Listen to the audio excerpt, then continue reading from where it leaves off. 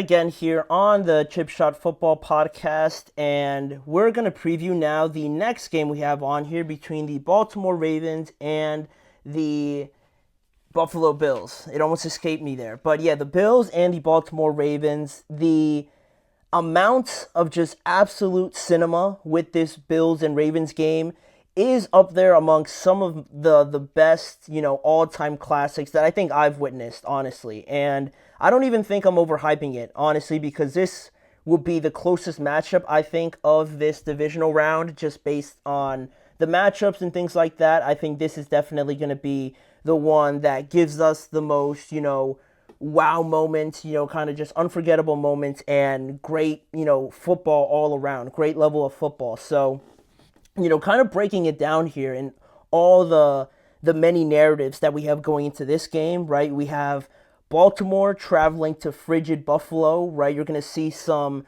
snow on the ground, cold temperature, crazy atmosphere with all those fans up there in Buffalo. It's what playoff football essentially is, right? In an ideal scenario, right? You got the snow, the cold temperatures, and things like that. You're going to really see who wants to be out there and who really wants to win in these awful temperatures, honestly. And, you got the top two MVP candidates facing off. That's another thing to kind of keep in mind. Both teams, or excuse me, both quarterbacks who were taken in the same draft now both having great years this year in 2024, 2025, and they're always going to be connected, right? Just because they were drafted in the same class. So you have that surrounding this game.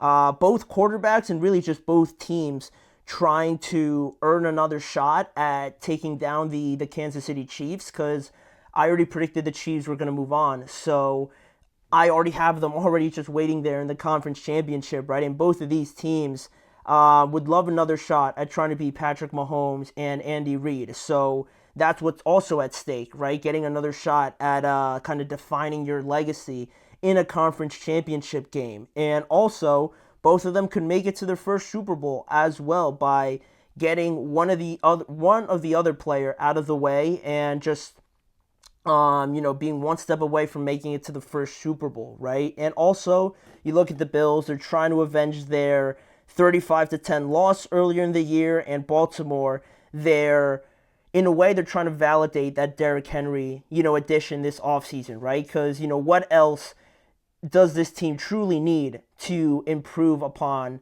from what team they have right now? You know what I mean? It's like it's hard to pick out how much better the Ravens could be. This is clearly their most talented team up until this point. And yeah, I mean, to validate this signing, you got to make it at least to the conference championship, right? Or they're going to start looking at this Ravens team pretty sideways, right? Like, what else do they need to get to a Super Bowl, essentially, right? So that's also at stake in this game. And these two teams don't really play too often in the playoffs. The last time they played was in 2020 in the divisional round as well, where Buffalo won that game 17-3. If you guys remember, that was a game where Lamar threw a 101-yard interception in that game. So that was the play that really stood out from that matchup. But the Bills already have one up over the Ravens in a playoff matchup. And, well, both teams are obviously different since that point, and even,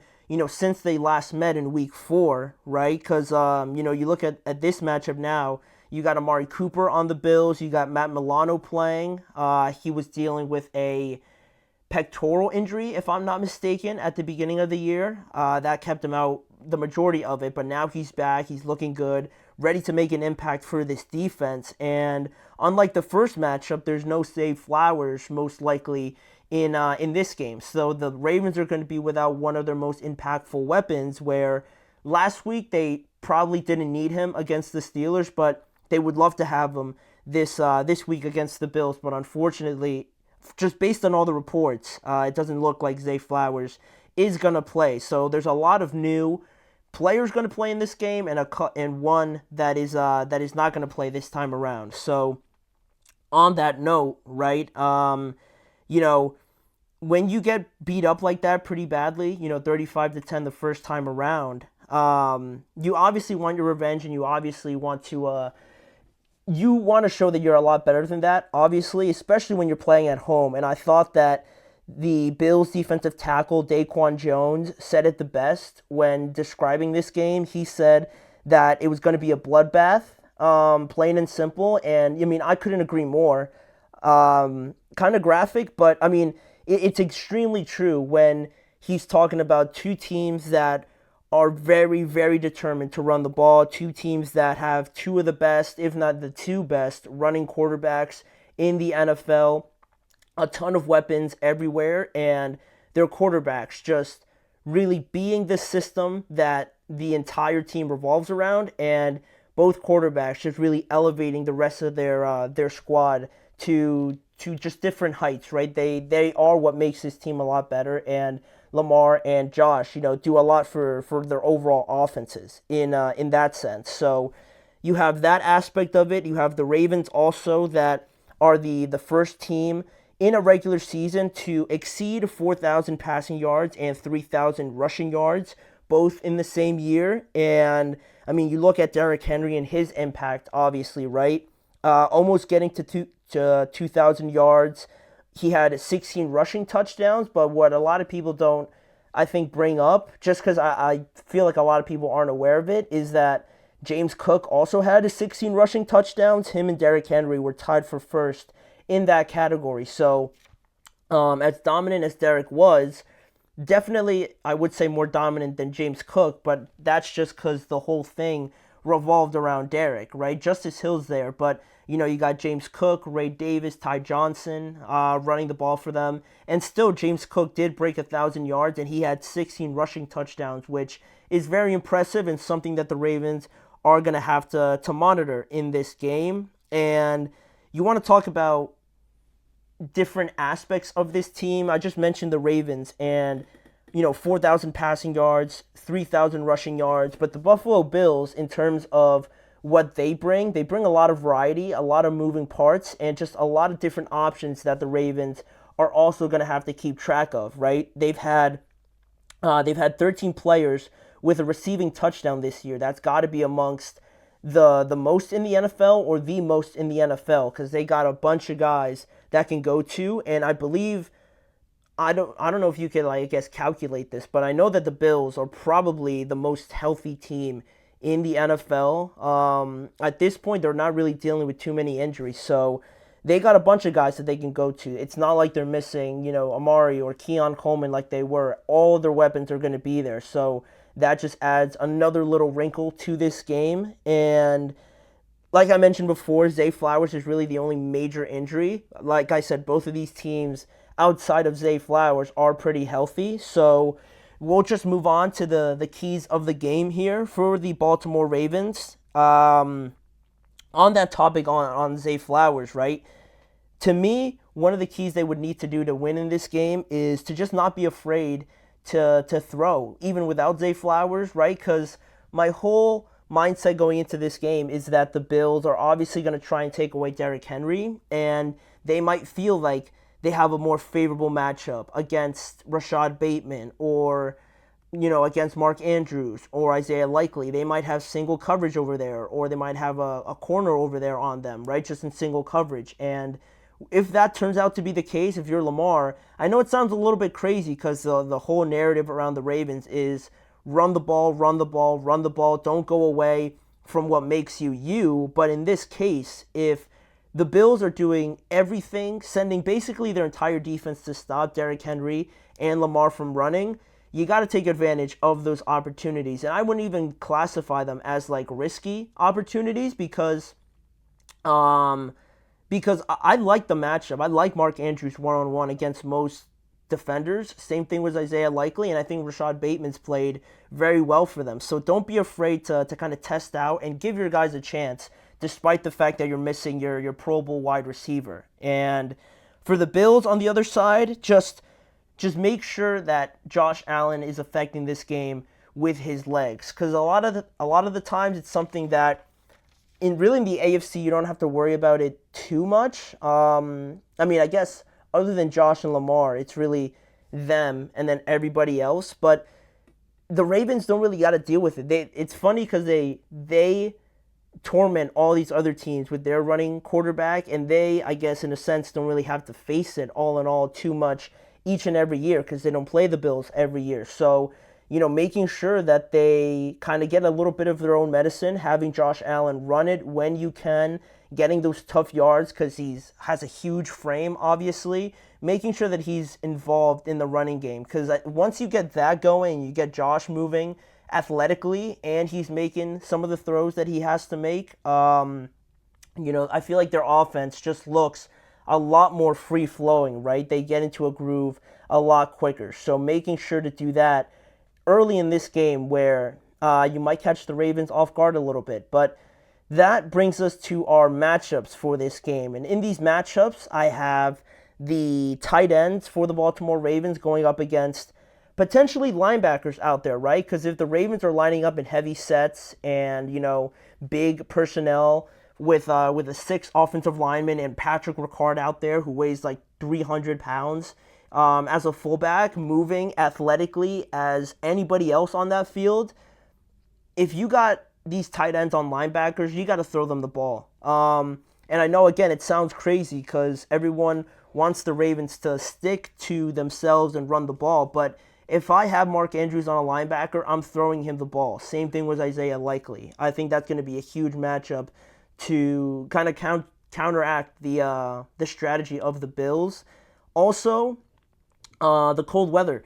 The cold weather against everybody out there on the field. It sounds kind of silly, but going up there to Buffalo in all that snow and freezing temperatures, the cold doesn't feel nice to anybody. So it really becomes like a mental thing. Like once you're out there and maybe you're getting, run over for a drive or two. Maybe on offense, right? Like some guy's just beating you on the edge if you're an offensive lineman, right? You just got to move around a lot, and maybe the cold is just really not doing it for you that day. And it's really going to be up to some players to kind of get over that mental thing. And the players that, are really unaffected by it the most, it sounds kind of silly, are the ones that you're going to see flying around out there, really not being affected by it at all. And that's a huge thing. You don't want anybody being tight out there or uncomfortable. You want to get over that mental hurdle. And that's, a battle that everyone's going to have to face. So I had to put it up there in the matchup. And, we can't overcomplicate it.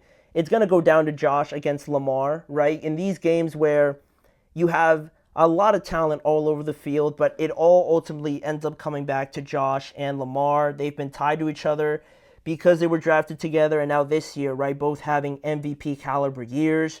Lamar making the first team All-Pro, Josh Allen missing out. Some guys being mad about that, on the Bills. So this is an opportunity to show Josh against Lamar, right? Whoever ends up winning this game, it's going to feel like we're going to get a definite answer as to who had the better year, right? If Josh goes out there and beats Lamar, but Lamar wins an MVP, not that it makes it insignificant, but you almost feel like Josh came out of this battle as the winner because he's the one moving on and maybe winning the conference championship and maybe moving on to win a Super Bowl potentially, right? And it all starts with this matchup, and it could be the same thing for Lamar on the opposite side, vice versa. So it's going to come down to these quarterbacks. It usually always does in the biggest of games, and we'll see. We'll see who makes the throw, the game-winning, first down conversion and things like that.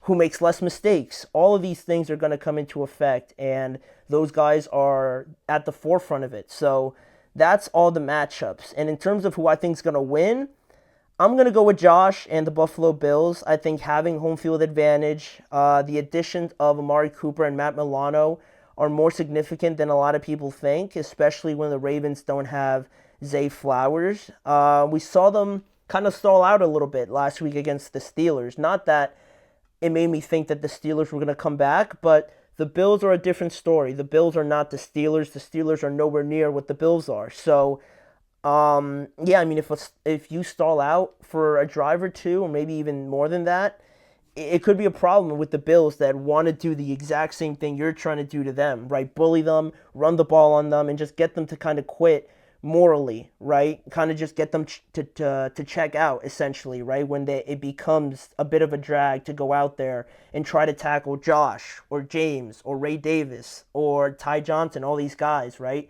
it gets to a point where some guys just don't feel like doing it anymore. So I feel like all of that is going to be a huge part in this game, and I feel like people just dismiss the Bills because of the last game, and of course it's important to take some things from it, but I value all the variety and the different options that the Bills have in their offense, and they're extremely healthy, so that definitely accounts for something. But I'm gonna go with the Bills. I think they're gonna win, and we know that the Bills and the Chiefs are gonna play. If the Bills win, it's gonna be Bills and Chiefs.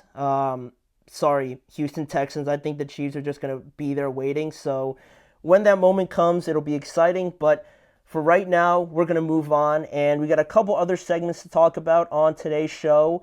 Talking about coming up after the break, the Philadelphia Eagles a little bit more, and the lack of a passing game, I guess, for some people is not something that they feel comfortable with. I've seen a lot of criticism on Jalen Hurts, a lot of doubt going towards him and their passing game. So we're going to talk about it now. Whether or not this is actually something that's a worry for the Philadelphia Eagles, or if people are overblowing it. And I'm going to answer that when we return right after this. Looking for